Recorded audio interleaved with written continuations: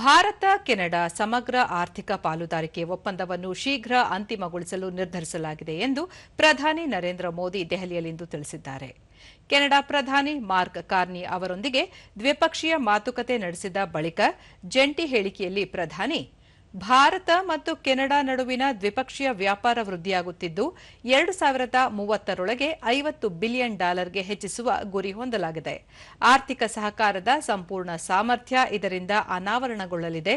ಆರ್ಥಿಕ ಸಹಕಾರ ಉಭಯ ದೇಶಗಳ ಪ್ರಮುಖ ಆದ್ಯತೆಯಾಗಿದ್ದು, ಪರಿಣಾಮವಾಗಿ ಎರಡೂ ದೇಶಗಳಲ್ಲಿ ಹೂಡಿಕೆ ಮತ್ತು ಉದ್ಯೋಗದ ಹೊಸ ಅವಕಾಶಗಳು ನಿರ್ಮಾಣಗೊಳ್ಳಲಿವೆ ಎಂದು ಹೇಳಿದರು.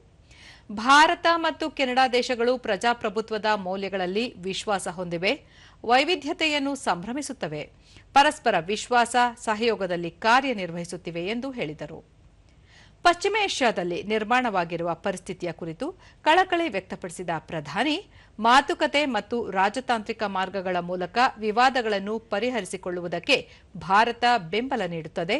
ಭಾರತೀಯ ನಾಗರಿಕರ ಹಿತಾಸಕ್ತಿ ಕಾಪಾಡುವ ನಿಟ್ಟಿನಲ್ಲಿ ಎಲ್ಲ ದೇಶಗಳೊಂದಿಗೆ ಜತೆಗೂಡಿ ಕೆಲಸ ಮಾಡುವುದನ್ನು ಭಾರತ ಮುಂದುವರಿಸಲಿದೆ ಎಂದು ಹೇಳಿದರು. ಭಯೋತ್ಪಾದನೆ ಮತ್ತು ತೀವ್ರವಾದಗಳು ಮಾನವೀಯತೆಗೆ ಎದುರಾಗಿರುವ ಸವಾಲುಗಳಾಗಿವೆ. ಜಾಗತಿಕ ಶಾಂತಿ ಮತ್ತು ಸ್ಥಾಪನೆ ನಿಟ್ಟಿನಲ್ಲಿ ಎರಡೂ ದೇಶಗಳು ನಿಕಟವಾಗಿ ಕಾರ್ಯನಿರ್ವಹಿಸುವುದು ಅಗತ್ಯ ಎಂದು ಪ್ರತಿಪಾದಿಸಿದರು.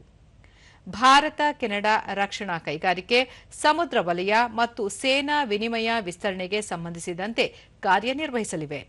ಭಾರತ ಕೆನಡಾ ರಕ್ಷಣಾ ಮಾತುಕತೆ ರೂಪಿಸುವ ಸಂಬಂಧ ನಿರ್ಧರಿಸಲಾಗಿದೆ ಎಂದು ತಿಳಿಸಿದರು. फ्रेंड्स, रक्षा और सुरक्षा के क्षेत्र में बढ़ता सहयोग हमारे गहरे आपसी विश्वास और संबंधों की मैच्योरिटी का प्रतीक है. हम defence industries, maritime domain awareness और मिलिट्री एक्सचेंजेज बढ़ाने पर काम करेंगे. इसी उद्देश्य से आज हमने इंडिया कनाडा डिफेंस डायलॉग की स्थापना करने का निर्णय लिया है. फ्रेंड्स, पीपल टाइज हमारे ताकत है.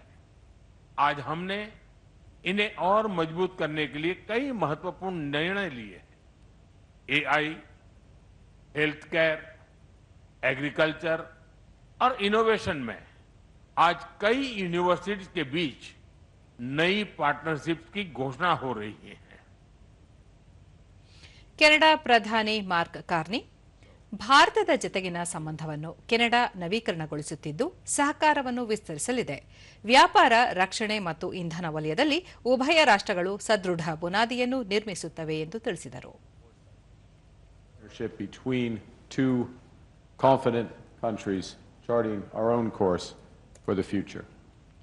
In the last decade, just reflect on what's happened. In the last decade, under your leadership, Prime Minister, India has become the fastest growing economy in the world.